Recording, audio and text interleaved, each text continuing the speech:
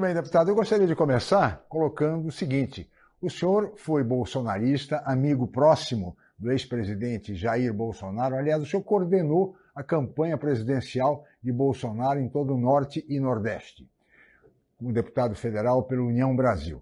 No entanto, de uns tempos a esta parte, o senhor se tornou um adversário político do ex-presidente Jair Bolsonaro. Eu gostaria de saber que o senhor pudesse nos dar uma síntese. O que aconteceu, o que levou o senhor a se tornar hoje adversário do ex-presidente? O que aconteceu, o que levou o senhor a se tornar hoje adversário do ex-presidente? Muito bem. Eu, na realidade, hoje, eu posso me colocar como um crítico ferrenho dessa farsa bolsonarista que se instalou no país. Desde 2015, quando Bolsonaro ainda sequer pontuava nas pesquisas de forma relevante, ele aparecia com 1%, 2%. No tempo que Moro tinha 12%, Bolsonaro sequer vinha sendo pontuado nas pesquisas. Então, a gente se conheceu aqui na Paraíba, ele veio para cá, eu que organizei um evento para ele, que foi o terceiro evento que ele começou a fazer viagens pelo país, nos conhecemos, ele gostou muito de mim, me convidou para caminhar com ele. E disse que precisava de mim em Brasília, me faria deputado federal, nunca fiz nem questão, nunca pedi isso, muito menos esperei, e realmente me tornei um dos seus braços direitos, com o ex-advogado dele, né, e hoje, em memória, Gustavo Bebiano. Caminhamos junto, e eu tinha uma ideia, eu era neófito na política, eu nunca fui uma pessoa de tradição política, mas, assim como muitos brasileiros entraram nisso, era baseado num conjunto de ideias, não nisso que a gente vê aí como bolsonarismo. Então, quando a pessoa diz, você é um ex-bolsonarismo, deixa eu só abrir aspas. Eu sou alguém que tinha um conceito de direita, apoiado, catalisou esse sentimento de anticorrupção, de um Brasil diferente, mas eu nunca fui um ativista desse tipo que você vê, para não vincular a minha imagem ao quê? A essa coisa, essa mutação que se tornou algo bizarro no país, de violência, de intolerância. Eu nunca fui intolerante, eu sempre votei a favor de pautas que fossem de acordo com aquilo que eu acho que é ético e moral, no sentido de quê? De algo republicano, em termos de valores públicos, pessoais não, que cada um tem o seu. Mas assim, eu era assim. Só que quando eu cheguei lá no poder, ao lado do presidente Bolsonaro, eu vi que o discurso deles era uma coisa, a prática era outra.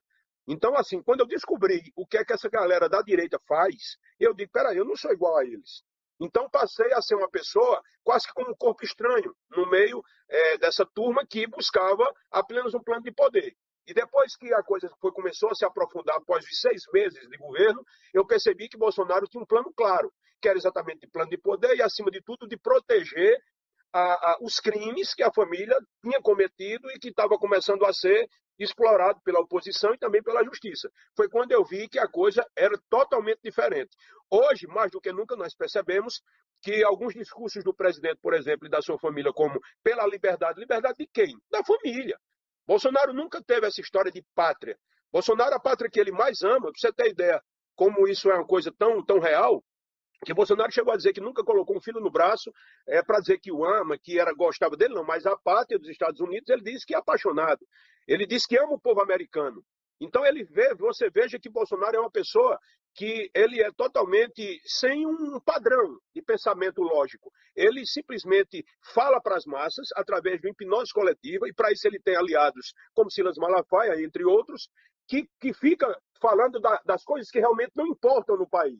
Bolsonaro ele não consegue falar sobre algo realmente, sobre a construção de uma nação, falar como estadista. Bolsonaro não tem visão social nenhuma, muito menos democrática.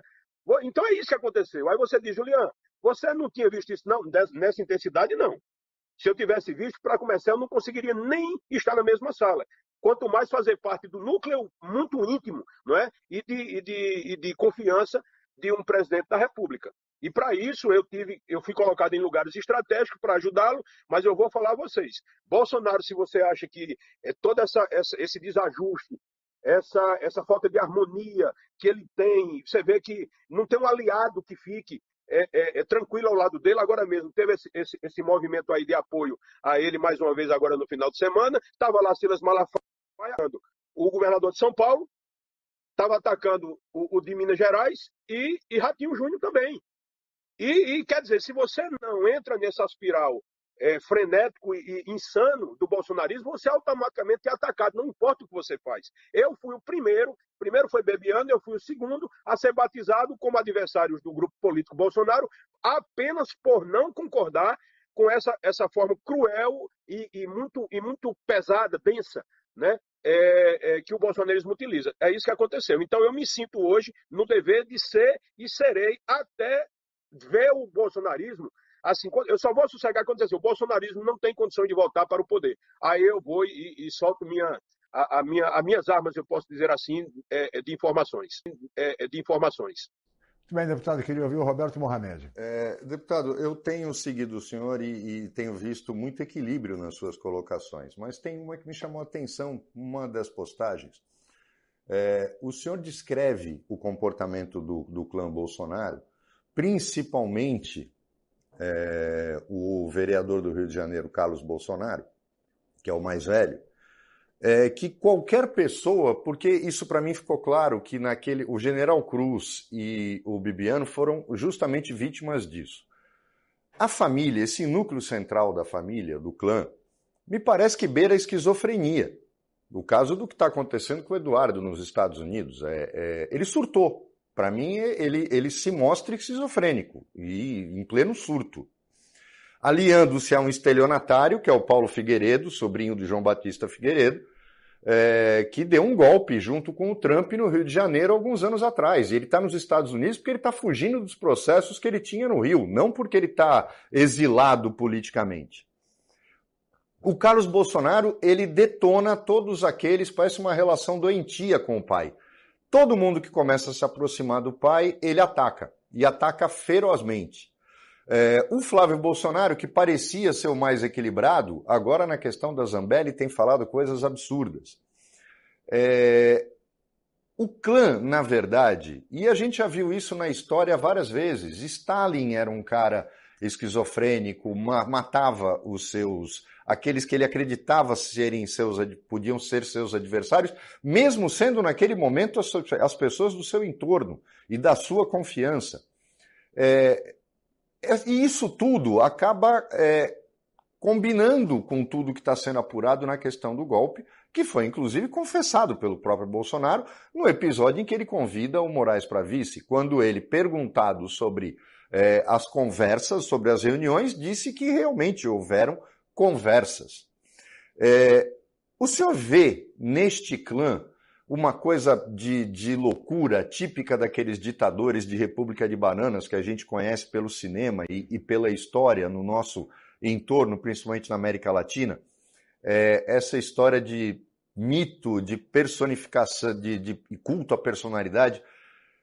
Não há, no núcleo central do clã Bolsonaro, essa relação esquizofrênica que afasta as pessoas, como foi o seu caso, como foi o caso do Abraham Weintraub, como foi o caso de tudo o que aconteceu no Ministério da Saúde durante a pandemia.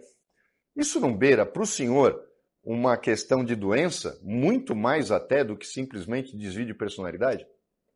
Vamos lá. Você tocou no assunto, né, numa patologia, qual eu faço parte da área de psicologia. E, de acordo com a psicologia, a patologia que eu acho mais próxima disso é a neurose, também conhecida como neurotoxínomos. É um estado psicológico caracterizado por uma perturbação emocional que afeta a saúde mental de uma pessoa. O que é que acontece com isso? Ela fica ansiosa, ela tem fobias, ela tem até depressão, que é o caso de Carlos Bolsonaro, tem tendências obsessivas e compulsivas.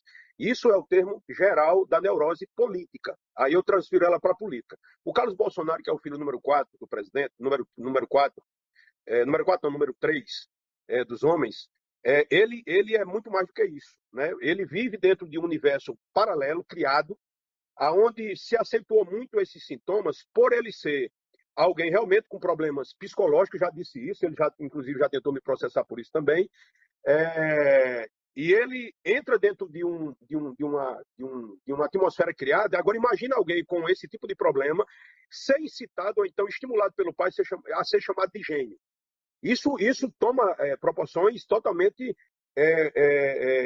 imprevisíveis. E é exatamente isso que acontece quando a coisa arrocha, por exemplo, aperta. Hoje mesmo, foi ontem, quando ele soube da notícia, ele já foi bater no hospital. Assim, quando aconteceu o incidente da facada, ele desmaiou nos braços de Bebiano. Sim, Você tem uma percepção, quando fala de esquizofrenia, eu digo esquizofrenia política, mas o fator mesmo que se parece muito é a própria neurose.